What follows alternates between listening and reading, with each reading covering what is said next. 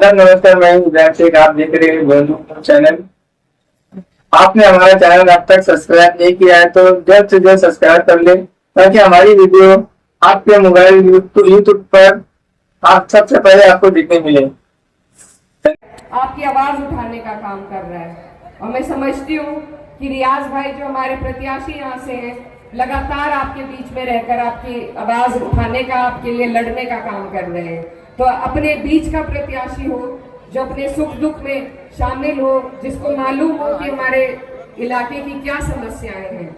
ऐसे लोगों को वोट मत दीजिए जो सिर्फ चुनाव लड़ने आपके बीच में आ रहे हैं, और ऐसे भी लोगों को वोट मत दीजिए जो 20-20 साल से आपका वोट लेकर बैठे हैं, लेकिन जो उनका काम है।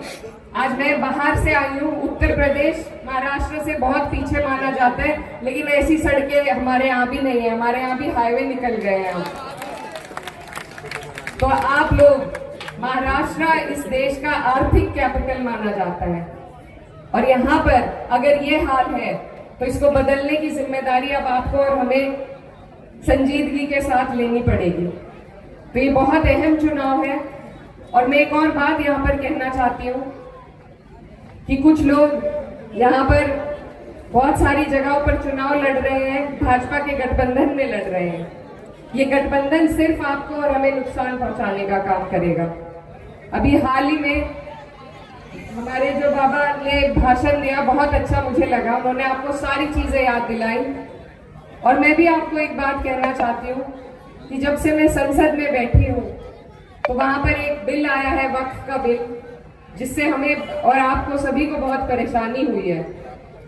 और अगर हम ऐसे लोगों को जिताएंगे जो पीछे के रास्ते से जाकर भाजपा की गोद में बैठेंगे, तो फिर इन बिल को पास होने से कोई नहीं रोक पाएगा। इसलिए जरूरी है कि हम इन चीजों को ध्यान रखें कि कौन हमारे लिए, इन्हीं के लोग वहां खड़े होकर वक्फ बिल के समर्थन में भाषण देते हैं, तो हम उन्हें कैसे बर्दाश्त कर लें। ये आपके और हमारे सारे अधिकारों को छीनने के लिए रोज एक नई मुहिम बनाते हैं। इन लोगों को हमें चुनाव के और वोट के माध्यम से ही हम अपना जवाब दे सकते हैं। तो ये चुनाव आपके लिए बहुत जरूरी, अपने नमाज की तरह आपके लिए जरूरी होना चाहिए, क्योंकि ये हमारे आने वाली नस्लों के मुस्तकबिल का सवाल है। अगर आज हमने कोई कदम नहीं उठाया तो ये सब बर्बाद कर देंगे। और दो चीज अहम है, एक प्रत्याशी आपका अच्छा होना चाहिए, और दूसरा प्रत्याशी जो है वो मुख्य धारा से जुड़ा होना चाहिए। मैं आपको यकीन दिलाना चाहती हूँ अपनी पार्टी की तरफ से कि अगर आप यहाँ से समाजवादी पार्टी के प्रत्याशी रियाज भाई को जिताकर भेजेंगे तो हम यहाँ पर महाविकास आघाड़ी का समर्थन कर सरकार बनाने का काम करेंगे। और जो हमारे भाई हमारे बीच में आते हैं चुनाव लड़ने के लिए, आप समझ रहे हैं मेरा इशारा किसकी तरफ है। वो किसी का समर्थन नहीं करते, वो अपना एक सदस्य लेकर अलग बैठ जाते हैं। आज जो मुसीबत आप पर और हम पर पूरे मुल्क में चल रही है, उसके लिए जरूरी है कि हम अमन पसंद लोगों को एक साथ जोड़कर सरकारें बनाएं। हम सरकार से दूर रहेंगे, भाजपा की सरकार बनेगी, तो इसी तरह आप पे और हम पे अत्याचार चलता रहेगा। तो जो लोग सरकार बना सकते हैं, जो जीत सकते हैं चुनाव, जो बेहतर प्रत्याशी है, वो हमारे भाई यहाँ पर रियाज भाई हैं। तो मैं आपसे अपील करने आई हूँ।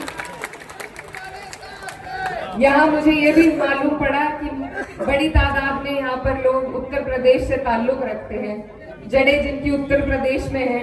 मैं भी आपके उत्तर प्रदेश से आई हूँ और आपकी बहन हूँ, बेटी हूँ, और आपसे गुजारिश करने आई हूँ, अपनी माए बहनों से खास तौर पर गुजारिश करने आई हूँ कि आप लोग यहाँ पर हमारी पार्टी जो इतने वर्षों से यहाँ मेहनत कर रही है, हमारे जो लीडर हैं अबू आसिम आजमी साहब, वो किस तरीके से सबकी लड़ाई लड़ने का काम करते हैं। जब किसी को जरूरत पड़ती है, कोई भी मजलूम हो, उस पर जब मुसीबत आती है, सबसे पहले अबू आसिम साहब उसकी लड़ाई को ईमानदारी से लड़ने का काम करते हैं।